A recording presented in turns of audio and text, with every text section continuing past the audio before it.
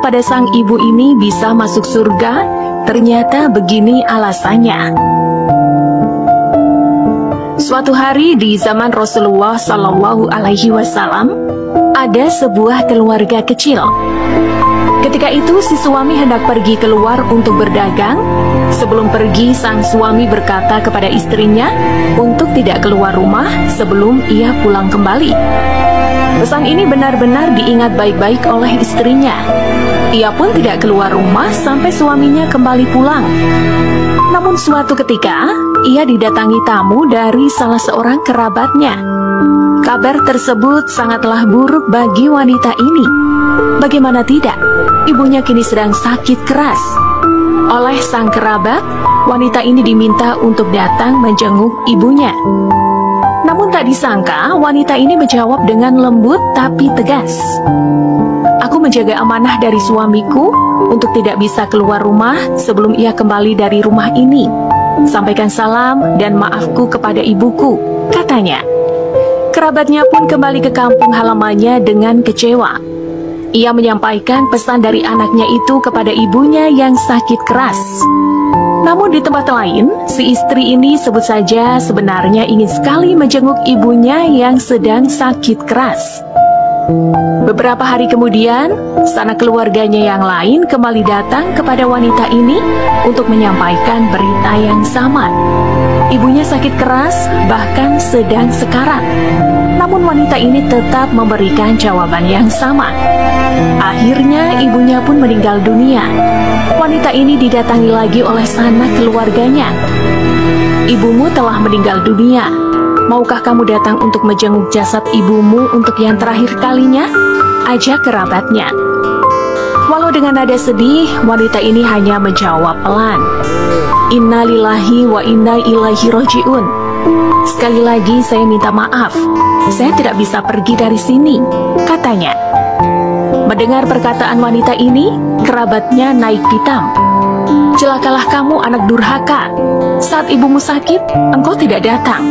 Saat ibumu sekarat, kamu pun juga tidak datang. Dan di saat seperti ini, ibumu sudah meninggal dunia, tapi kamu tidak datang. Kerabatnya benar-benar berang pada saat itu. Maafkan saya kerabatku, sesungguhnya aku ingin tiba di pemakaman ibu. Tapi aku tidak bisa pergi dari rumah ini, jawab wanita itu. Kerabatnya pun kembali dengan pikiran jengkel. Ia tidak habis pikir dengan pemikiran wanita ini, hingga pada suatu hal, sang kerabat yang masih benci dengan sikap wanita itu, akhirnya menemui Rasulullah Shallallahu Alaihi Wasallam.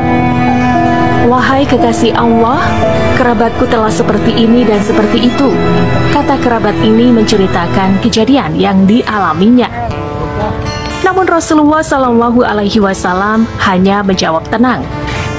Beruntung sekali sang ibu, ia akan masuk surga bersama putrinya, jawab sang Rasul.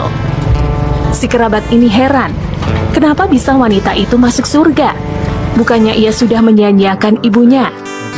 Kenapa keduanya masuk surga ya Rasulullah? Tanya si kerabat.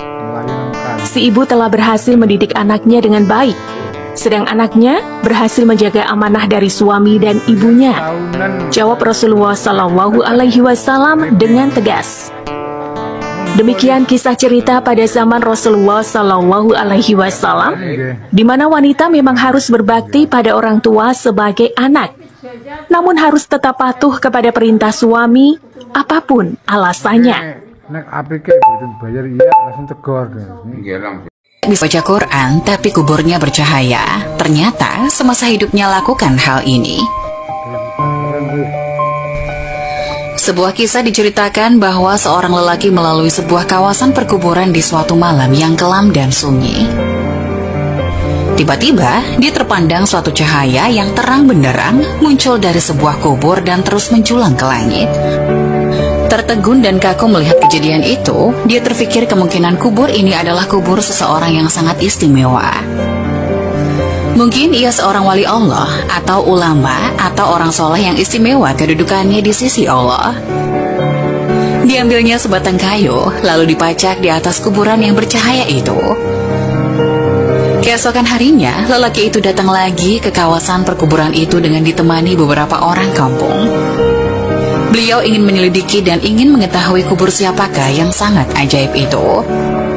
Untuk mengetahui dengan lebih lanjut, lelaki itu berkunjung ke rumah almarhum dan bertemu dengan istri si mati, lalu menceritakan keajaiban yang dilihatnya di perkuburan suaminya.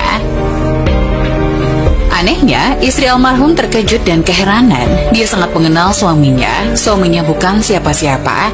Suaminya seorang petani biasa saja. Bukan seorang alim, bukan seorang ahli ibadah, bukan orang soleh, apalagi bukan imam.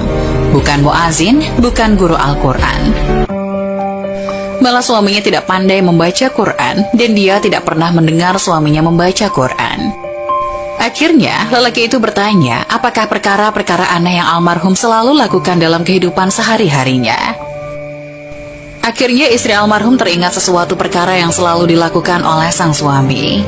Setiap kali sebelum tidur pada setiap malam, suaminya akan mengambil wudhu, kemudian masuk di dalam suatu bilik, lalu diambilnya Al-Quran di atas rak. Lalu dicium dan dipeluknya dengan penuh kecintaan dan kasih sayang. Dia akan duduk dan membuka Al-Quran itu sehelai demi sehelai seperti sedang membaca, sedangkan ia seorang yang buta Al-Quran. Dia akan meraba-raba ayat Al-Quran itu dengan tangannya, seolah-olah sedang menyentuhnya dan membelai sesuatu yang sangat dikasihi. Tambah istri almarhum lagi, dia pernah mendengar rintihan dan esakan tangis suaminya yang sangat sedih mendayu-dayu dengan penuh penyesalan. Tuhanku, ampunkanlah aku karena aku tidak mampu membaca kalimat-kalimatmu ini. Janganlah engkau hukum aku di atas kebodohanku ini, ya Allah. Maafkan kesalahanku, aku tidak mampu membaca kalimat-kalimatmu. Aku tidak dapat bersahabat denganmu, aku tidak dapat memahamimu, tapi aku sangat mengasihimu, aku sangat mencintaimu. Wahai kalamullah, janganlah engkau mendakwa aku, jangan engkau menuduh aku di hadapan Allah di akhirat nanti. Lelaki itu meminta untuk melihat Al-Quran kesayangan suaminya itu. Benar dan sangat mengharukan apabila dia melihat naskah yang mulia itu kelihatan lusuh. Helaian-helaian kelihatan selalu dibuka berkali-kali dan ada bekas-bekas air mata di kertasnya. Tanda seseorang sering menangis berjurai air matanya tatkala membuka lembaran yang maha suci ini. Pastinya lelaki ini sangat mulia pribadinya, hatinya telah bersatu dengan roh Al-Quran. Dia sangat mengasihi kalimah-kalimah Allah itu dengan sesungguhnya. Berarti ia mengasihi Allah dengan seluruh jiwa dan raganya. Marilah kita menghidupkan Al-Quran di dalam masjid kita, di dalam rumah kita, di dalam diri kita, setiap masa dan ruangkan masa setiap hari untuk membaca dan pahami isi-isinya. Memuliakan Al-Quran saja sudah mendapat syafaat, apalagi kita belajar membaca dan benar-benar mengamalkannya.